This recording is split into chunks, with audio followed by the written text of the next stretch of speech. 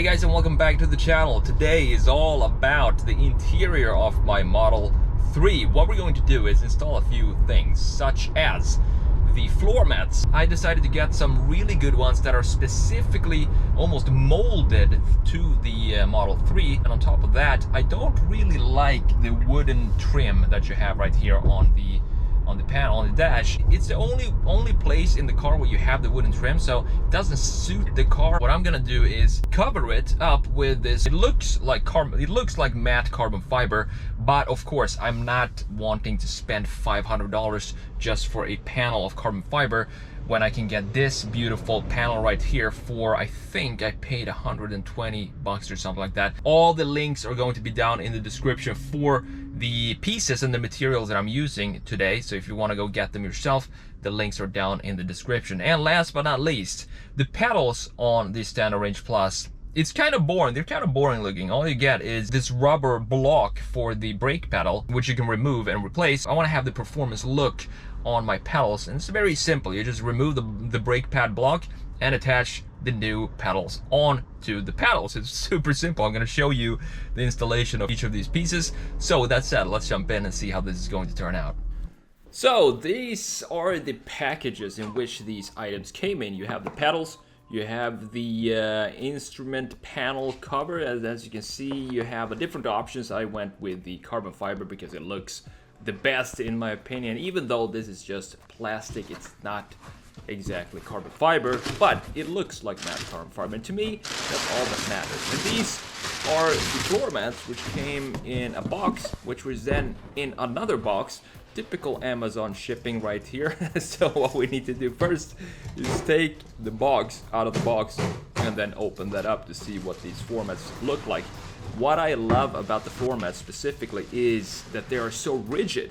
It feels like, as I said, they've been molded to the inside of the Model 3. And I can't remember how much I paid for these. I think it was about 100 to 130 or something like that. All the links for these products are of course down in the description if you want to get these yourself. Now on to the carbon fiber panel. It looks like this shipped, so it doesn't come in one single piece as you would have if you order a entire carbon fiber piece. Usually that comes in as a single piece, and it's not a broken carbon fiber weave which you have here when you put these two pieces together. But as I'm gonna show you in the final result, the seam, or where the pieces are cut, where they meet together in the middle, that's right behind the interior display. So you're never going to see that unless you really reach over the display to look at where the cut is. So it's not something that's bothering me. I was just a little bit worried about how they would attach to the wood grain panel, which I'm gonna show you how that went later on as well in this video.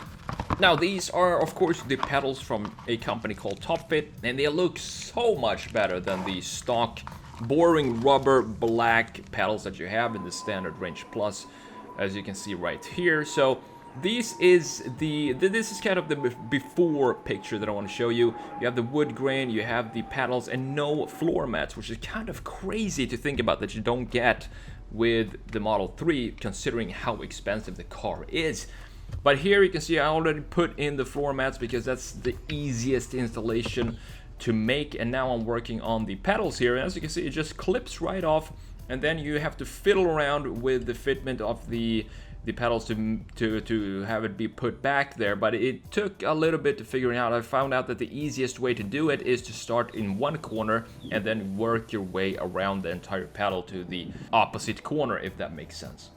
And here is the stock wood panel that you have on a Model 3. It doesn't look bad. It's not that I think it looks hideous or something like that. It's just that it's the only place on the car where you have a wooden bar. As you can see, it doesn't flow well. If you were to have some sort of accent wooden pieces on the door panels, for example, then it would make more sense. But to me, it just looks better to have it be in some sort of carbon fiber look, or just remove the wood entirely with anything else, because it fits the overall theme of the interior design, specifically color-wise. So I started by cleaning the wood panel with some wet wipes, and then I let that dry, and now I'm doing a dry fit of the two panels and how it will look like, and it looks already fantastic. There was no issues at this point. I realized that these really fit well on top of the panel, so you don't remove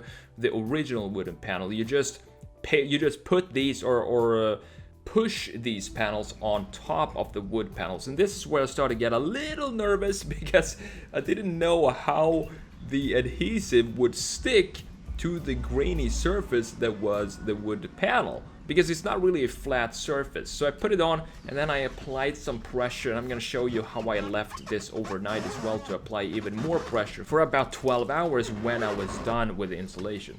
So one side done, and now we're just doing this exact same thing on the right side of the panel.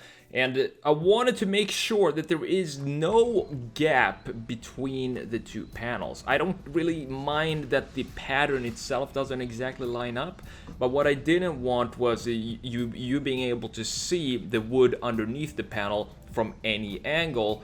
And that's what I was concerned with when I put this piece down, because now the first piece is already in place. I can't move that. I have to line up the second piece to fit exactly flush with the first piece, especially when they meet in the middle. But the thing is, it wasn't any big issue with this installation. It fits super well, and I'm really happy with the overall quality of the piece. And in order to put even more pressure over time, over a couple of hours, overnight, I added some tape to force it down and put a little bit more pressure on the panel overnight. The thing is, I'm not a professional when it comes to installing pieces like this, and I probably made a bunch of mistakes. But the thing is, I couldn't be more happy with how this turned out. It looks really clean, and it really just lifts the interior. It's all in the small details. It doesn't look as flat now. It pops a bit more, and you have the same kind of theme when it comes to colors going around in the entire cabin. I'm going to show you some footage here when everything was said and done, and you can decide yourself if you prefer the original or if you prefer this modified interior that we have right here.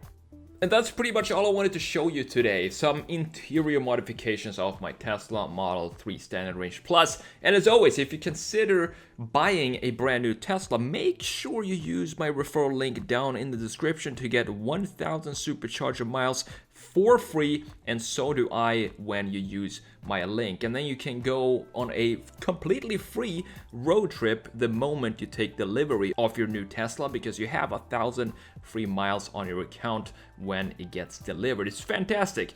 Thank you so much for watching, and in the next Tesla video, I'm going to do some Plastidip madness to the emblems front and rear. Make sure you subscribe because you don't want to miss that. Thanks everyone for watching, take care, and I will see you in the next one.